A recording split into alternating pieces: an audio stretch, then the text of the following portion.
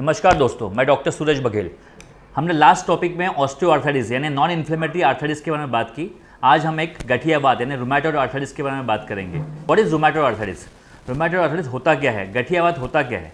गठियावाद एक ऐसी कंडीशन है जो एक immune mediated auto immune condition है। ऑटो इम्यून कंडीशन है जिसमें हमारे छोटे छोटे स्मॉल जॉइंट्स इन्वॉल्व होते हैं और पेरिफेरल जॉइंट्स कॉमनली इन्वॉल्व होते हैं। ठीक है, जिसमें पेशेंट के जॉइंट्स में पर्सिस्टेंट साइनोवियल इन्फ्लेमेशन रहता है और उसके वजह से पेशेंट को recurrent attacks of pain, swelling, inflammation होते रहता है, यानी रिकरेंट अटैक्स ऑफ साइनोवाइटिस होता है। हम लोग रूमेटॉइड आर्थराइटिस को how do we differentiate a case of rheumatoid arthritis from osteoarthritis? तो रूमेटॉइड आर्थराइटिस में जो कार्डिनल साइंस ऑफ इन्फ्लेमेशन होते हैं जैसे पेन, ठीक है, number 2 swelling, then redness and warmth यानी गर्म, ठीक है, ये चारों चीज़ें उसमें प्रेजेंट रहती है, जिसकी वजह से हम डिफरेंशिएट कर सकते हैं रूमेटॉइड को ऑस्टियोआर्थराइटिस में। सेकेंडली, इसमें कुछ लेबोरेटरिकल फीचर्स यानी हम कोई पैथोलॉजिकल टेस्ट अगर करते हैं तो उसमें हमें मालूम पड़ता है, जैसे सीबीसी कंप्लीट ब्लड काउंट उनका डिरेंज रहता है, ठीक है। सिमिलरली ईएसआर बड़ा होता है, सीआरपी बड़ा होता है और इसमें आरए फैक्टर यूजुअली 90% लोगों में पॉजिटिव रहता है। लेकिन इसका डायग्नोस्टिक फीचर जो होता है वो है एंटी-सीसीपी, जो कि एक कन्फर्मेटिव डायग्नोस्टिक टेस्ट है फॉर रूमेटॉइड आर्थराइटिस। थर्डली देखा जाए तो सिस्टमिक सिम्टम्स कुछ होते हैं, for example fever, number 2 fatigue and morning stiffness बोलते हैं, सुबह सुबह हाथों में या पूरे बॉडी में जकड़न रहना about of more than 1 hour, 1 घंटे के ऊपर जकड़न रहना, वो एक, और जो ये जकड़न होती है वो रेस्ट से और बढ़ती है और काम करने से वो कम हो जाती है। ये टिपिकल कैरेक्टरिस्टिक फीचर होता है एक इन्फ्लेमेटरी आर्थराइटिस का यानी रूमेटॉइड आर्थराइटिस का। एग्जाम्पल्स के तौर पे अगर देखा जाए तो कौन से अदर कंडीशंस होते हैं जो रूमेटॉइड आर्थराइटिस का डिफरेंशिएट कर सकते हैं? तो there are many condition which can resemble the rheumatoid arthritis जो इन्फ्लेमेटरी आर्थराइटिस है, जैसे क्रिस्टल इंड्यूस्ड डिसऑर्डर्स यानी गाउट, जिसमें जॉइंट्स में यूरिक एसिड क्रिस्टल्स जम जाते हैं। सेकेंडली स्यूडो गाउट, जिसमें जॉइंट्स में कैल्शियम पायरोफॉस्फेट क्रिस्टल जम जाते हैं। थर्डली सिस्टमिक ल्यूपस इरिथेमेटोसिस यानी ये इम्यून मेडिएटेड कंडीशन है जिसमें पेशेंट को नॉन इरोजिव आर्थराइटिस मिलते हैं, उसमें हमें टिपिकली हैंड्स जॉइंट्स इन्वॉल्व होते हैं एंड रिस्ट जॉइंट इन्वॉल्व होता है।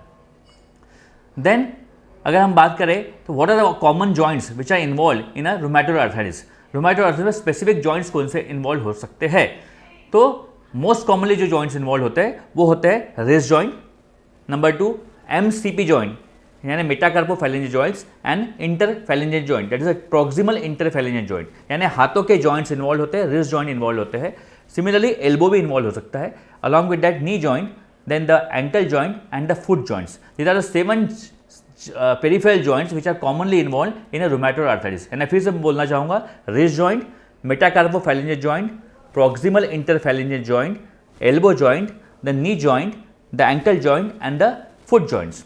Joints which are less commonly involved are upper cervical spine, जिसमें cervical spine rarely involved हो सकता है। Secondly hip joint, then subtalar joint मतलब फुट का joint और एक temporomandibular joint. These joints can also be involved. Joints which are never involved or not involved in a rheumatoid arthritis are number 1 distal interphalangeal joint. DIP is characteristically not involved, यानी उंगलियों के जो सबसे नीचे के joints होते हैं वो characteristically involved नहीं होते हैं in rheumatoid arthritis. Similarly lumbar spine यानी हमारे कमर का इन्वॉल्वमेंट रूमेटॉइड आर्थराइटिस में यूजुअली नहीं होता है। These are the joints commonly involve.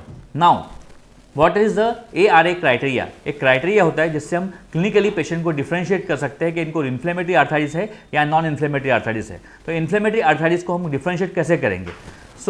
ARA criteria is the American rheumatism association criteria, ठीक है, जिसमें 4 आउट ऑफ 7 क्राइटेरिया, 7 क्राइटेरिया होते हैं टोटल, उसमें 4 क्राइटेरिया अगर 7 में से पॉजिटिव रहते हैं तो हम पेशेंट को बोल सकते हैं कि पेशेंट को रूमेटॉइड आर्थराइटिस है।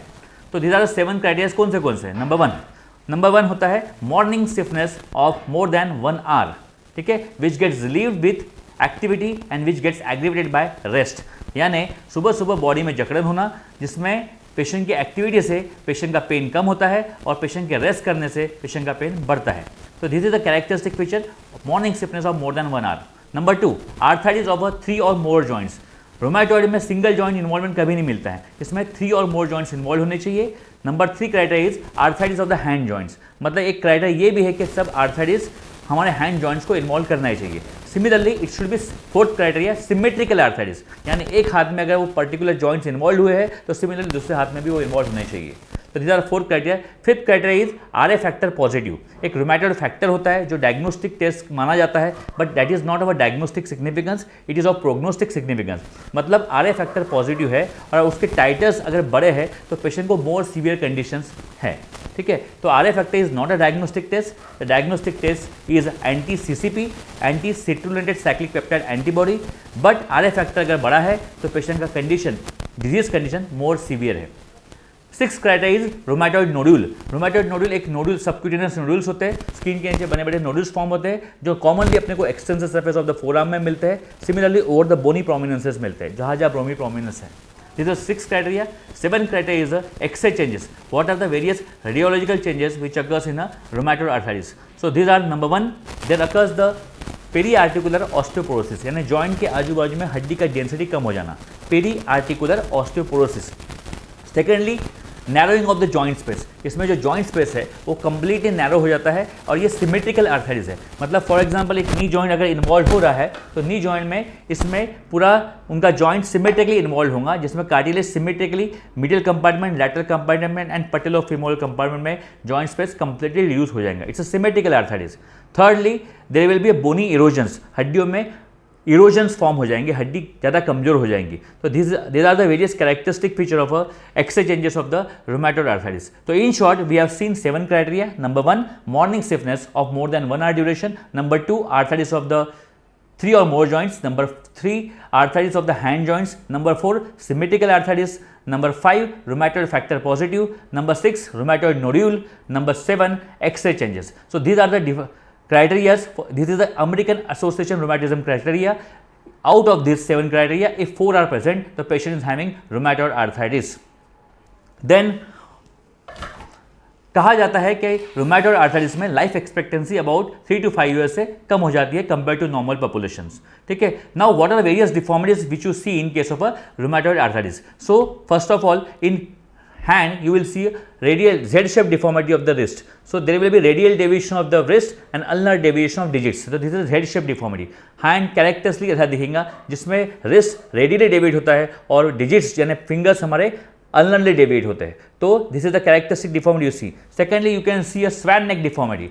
Swan neck deformity is a hyperextension deformity at the PIP joint with compensatory flexion at the DIP joint. ये देखो ये swan neck की तरह दिख रहा है. It's a compensatory flexion at the DIP joint with hyperextension at the PIP joint.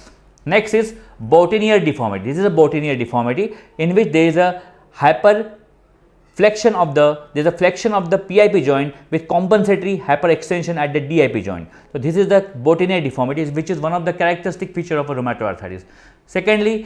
Thirdly, we can also see fourth deformity we can see is a wind swept deformity. Wind swept deformity का मतलब होता है जैसे wind एक direction में जाता है वैसे ही टोज में अगर देखा जाए तो यू विल सी विंड एक पैर में आपको वैल्गस डिफॉर्मिटी मिलेंगी और एक पैर में आपको वैरस डिफॉर्मिटी मिलेंगी. वैल्गस मतलब away from the knee and varus में towards the body. Valgus is away from the midline and varus is towards the midline. So wind sweep, as the wind sweeps in one direction, so you can see a different deformity. In one leg you can see genu varum deformity and other genu valgum deformity. Similarly in toes, hallux valgus and hallux varus.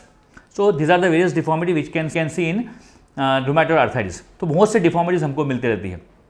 Secondly, rheumatoid के बात की जाए तो ये rheumatoid arthritis मैंने आपको बताया ये क्रोनिक मल्टी सिस्टम डिसऑर्डर है जिसमें सिर्फ हड्डियों का इन्वॉल्वमेंट नहीं होता है. It can also gives the extra articular manifestation, यानी जॉइंट्स के बाहर के भी चीज़ें इसमें इन्वॉल्व हो सकती है, बॉडी के पार्ट्स इन्वॉल्व हो सकते हैं. तो सबसे पहले आई इन्वॉल्व होता है. आई में इनको स्क्लेराइटिस एपिस्क्लेराइटिस मिलता है, स्क्लेरा अफेक्ट होता है. Secondly you can also have a haematological problems like anaemia मिलता है, एनीमिया ऑफ क्रोनिक डिजीज, इसमें हीमोग्लोबिन कम रहता है हमेशा.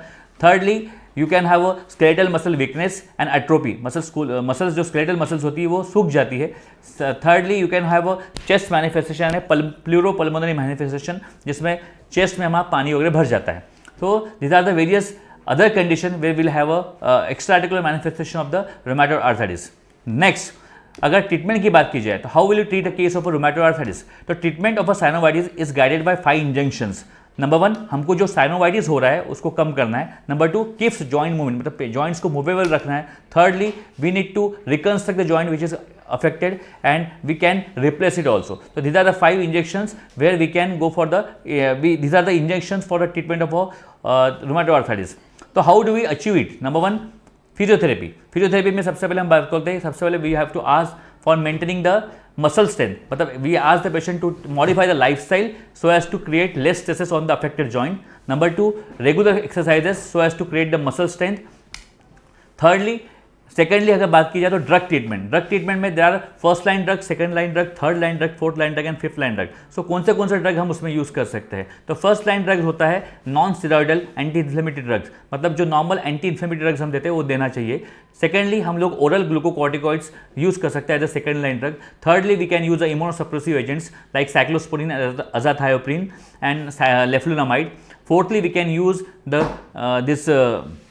डीमार्स बोलते हैं, disease modifying anti rheumatic drugs, जिसमें आता है methotrexate, then we can have a D penicillamine, then we can have a anti malarials like HCQs and sulfasalazine. And fifth one is a anti tumour antibodies, जिसमें अलग अलग anti tumour antibodies हम and against the TNF alpha form करते हैं। Example infliximab is a anti tumour antibody against the TNF alpha. Similarly, adalimumab is a fully human monoclonal antibody against the TNF alpha. So these are the various anti-tumor agents which can be used in the treatment of a rheumatoid arthritis. Thirdly हम अगर बात की जाए तो treatment अगर medical management से patient को ठीक नहीं होता है, नॉर्मली हमको मेडिकल मैनेजमेंट कॉम्बिनेशन थेरेपी में यूज़ करना पड़ता है, यानी 3 से 4 ड्रग हम लोग कॉमनली ट्रीटमेंट ऑफ रूमेटॉइड में यूज़ करते हैं और वो भी disease modifying along with this drugs use करना होता है। Thirdly, if the patient is not responding to this medical line of management and physiotherapy, so we have to go for the surgery in the form of reconstructive surgeries.